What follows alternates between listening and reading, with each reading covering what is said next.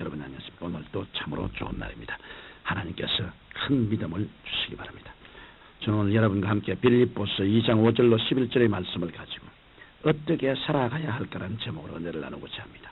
이 세상에 태어나 한평생을 살아가면서 부딪히는 수많은 일들을 잘 해결하기 위해서는 자기 나름대로의 삶의 철학을 가지고 있어야 합니다. 인간은 자기의 삶의 철학을 척도로 삼아 대인관계를 유지하며 어떤 일에 부딪힐 때 그 문제에 대한 해결책을 강구하게 됩니다. 어떤 사람들은 복수심과 미움과 탐욕의 어두운 인생 철학을 가지고 살아갑니다. 또 어떤 사람은 밝고 맑고 환한 인생 철학을 가지고 살아갑니다. 그러나 누구든지 그 가슴 속에 품고 있는 삶의 철학과 삶의 태도가 그 사람의 일생을 결정짓고 마는 것입니다. 그러므로 우리가 어떤 인생 철학을 갖고 이 세상을 살아가느냐는 문제는 매우 중요한 것입니다.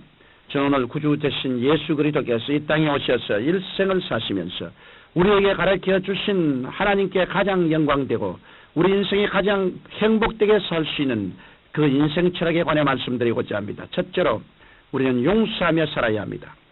우리는 이 땅에 살면서 끊임없이 사람들과 부딪히며 살아갑니다. 누구를 막론하고 사람을 떠나서는 살 수 없습니다. 마치 물고기가 물을 떠나서 살 수 없는 것처럼 사람은 사람을 떠나서는 살 수 없습니다. 미워도 사람끼리 이마를 맞대고 어깨를 부딪히며 살아가야 합니다. 옛날 유대민족들은 눈은 눈으로 이는 이로 갚아야 된다는 인생 철학을 가지고 있었기 때문에 유혈 참극이 그칠 날이 없었습니다. 오늘날도 마찬가지입니다.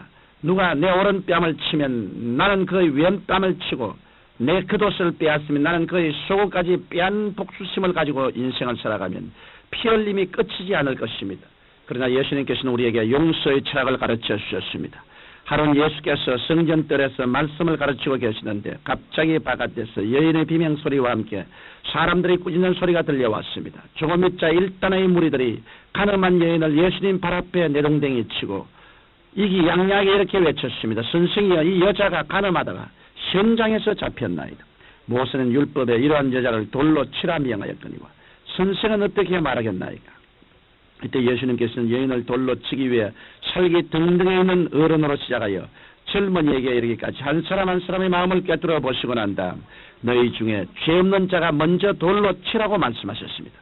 그러자 그들은 이 여인에게 돌을 던지기 전에 먼저 자신이 돌에 맞아 심판을 받아야 한다는 양심의 가책을 느끼고 그 손에 들고 있던 돌을 다 놓아두고 슬그머니 뒤로 빠져나가 버리고 말았습니다. 그리고 예수님께서는 가늠한 여인에게 여인이여, 나도 너를 정죄하지 아니하노니 집으로 돌아가서 다시는 죄를 범치 말라고 말씀해 주셨습니다. 여기에서 예수님께서는 우리가 어떠한 인생 철학을 가지고 이 세상을 살아가야 할 것을 분명히 가르쳐 주셨습니다. 그것은 용서의 철학입니다. 이 세상에서 죄를 짓지 않은 사람은 한 사람도 없습니다. 로마서 3장 23절에 모든 사람이 죄를 범하였으며 하나님의 영광에 이르지 못하느니라고 말씀하고 있습니다. 용서란 말하기는 쉽지만 실천하기는 매우 어렵습니다. 왜냐하면 용서하는 사람이 십자가를 짊어지기 때문입니다. 예수님께서도 죄인 대신 십자가를 짊어지셨고 용서는 죄인이 받았습니다. 우리가 다른 사람을 용서하시려고 하면 우리는 온갖 모욕과 오해와 고통을 짊어지게 됩니다. 그러나 그 결과의 가시는 달라지는 법입니다. 이러므로 우리는 끝까지 용서의 철학을 가지고 살아가십시다. 용서만이 정죄와 복수심을 제하고 삶의 보람과 행복을 가져올 것입니다. 둘째로 우리는 사랑하며 살아야 합니다. 이 세상에 미움보다 더 무서운 파괴는 없습니다. 미움은 자기의 인생을 어둡고 캄캄하고 부정적으로 만들어 스스로 파괴해버리고 맙니다. 그러나 사랑은 마치 밝은 태양 같아서 인생을 밝고 환하고 행복하게 만드는 것입니다. 그럼 우리는 구체적으로 무엇을 사랑하며 살아야 할까요? 먼저 우리는 하나님을 사랑해야 합니다. 하나님을 사랑하는 것은 크리스천의 당연한 의무입니다. 저도 살아가는 과정에서 마음에 슬플 때가 있고 조바심이나 고통스러울 때가 있습니다. 그때마다 저는 하나님 앞에 나아가 나의 모든 슬픔과 안타까움과 억울함을 털어놓습니다. 그리고 하나님께 감사드리고 하나님을 찬양하면 인간의 지각을 초월하신 놀라운 하나님의 평강이 나의 마음에 넘쳐남을 체험합니다. 이렇게 되면 어떤 역경에서도 믿습니다를 외치며 걸어갈 수 있는 것입니다. 우리 성도들은 절망적인 상황에 둘러싸인다 해도 좌절하지 않습니다. 왜냐하면 우리가 하나님을 사랑하기 때문인 것입니다. 또 우리는 자기를 사랑해야 합니다. 수많은 사람들이 자기를 미워하고 자학하며 열등의식과 좌절감을 가지고 인생을 살아갑니다.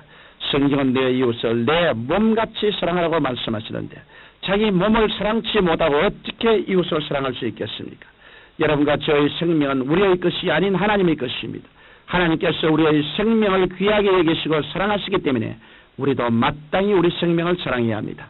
나아가 우리는 이웃을 사랑해야 합니다. 이웃을 사랑하는 가장 좋은 일은 복음을 나누어 주는 일입니다. 영원히 죽을 인생에게 영원한 생명을 주는 일보다 값진 것은 없을 것입니다. 그리고 우리의 형편을 따라 물질을 나눠주고 시간과 몸을 들여 좋은 이웃이 되어야 합니다. 기쁨은 서로 나누면 나눌수록 커지고 슬픔은 나누면 나눌수록 작아진다는 말이 있습니다. 이러므로 우리는 사랑을 주고 사랑을 나누는 성도들이 되어야겠습니다. 셋째로 우리는 모든 것을 주님께 맡기고 살아야 합니다. 오늘날 수많은 크리스찬들이 주님을 믿는다고 하면서도 인생을 살아갈 때 인간의 명철을 의지하고 인간의 수단과 방법을 의지함으로 절망의 길에서 방황하고 있습니다. 성령 베드로전서 5장 7절에 보면 너희 염려를 다 주께 맡겨버리라. 이는 제가 너희를 권고하심이라고 말씀하셨습니다. 우리가 염려와 근심에 짓눌려 우리 마음의 평화와 기쁨을 잃어버리면 행복한 삶을 살아갈 수 없습니다. 하나님께서는 우리가 염려와 근심에 짓눌려 돌질을 당하고 죽임을 당하고 멸망당하기를 원치 않으십니다. 우리는 우리 삶의 모든 것을 주님께 맡겨야 합니다. 주님은 우리가 맡기지 않은 일은 책임져 주시지 않습니다. 그러면 우리의 모든 짐을 주님께 어떻게 맡길 수 있을까요? 우리는 기도를 통해 맡길 수 있습니다. 우리의 모든 짐을 기도로 낱낱이 하나님께 맡기고 하나님께서 다 돌보아 주실 것을 믿고 감사드려야 합니다. 많은 성도들이 기도에 응답받지 못하는 것은 기도할 때 하나님 모든 것을 맡깁니다라고 해놓고 기도가 끝날 때는 맡긴 것을 다시 안고 가기 때문인 것입니다. 인생의 짐을 우리 스스로 지려 하는 한 그 인생에는 고통과 공고가 그칠 날이 없습니다.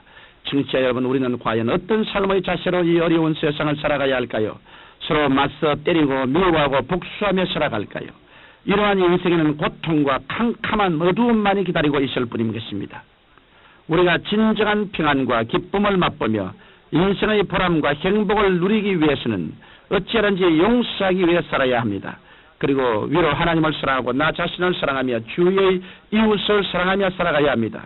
나아가 우리의 장래의 모든 일을 다 주님께 맡겨버리고 주님께서 합력하여 선을 이루어 주실 것을 믿으며 살아가야 합니다. 여기에 값진 인생을 살아갈 수 있는 비결이 있는 것입니다. 사랑이 많으신 아버지, 모두 다 주님 앞에 올바른 마음의 자세를 가지고 값진 인생을 살게 도와주옵소서. 예수님 이름으로 기도합니다. 아멘.